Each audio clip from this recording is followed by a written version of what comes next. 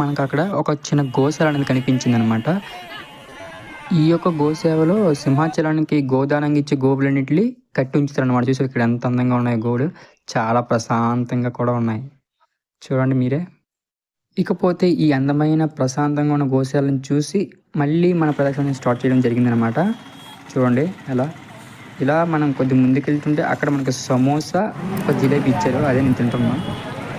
అలాగే కొన్ని చోట్ల అక్కడక్కడ అన్నదానాలు కూడా జరుగుతున్నాయి చూడండి. ఇకపోతే మన అన్నదానం దగ్గర ఆగకుండా మన ప్రయాణాన్ని కొనసాగిస్తూనే ఉన్నాం. అలా కొంత దూరం వెళ్ళాక సమయం 4:30 అయిందనమాట. అప్పుడు అక్కడ మనకు ఒక చాయ్, బిస్కెట్ ఇవ్వడం జరిగింది. అది మేము అనుకుంటున్నాం చూడండి.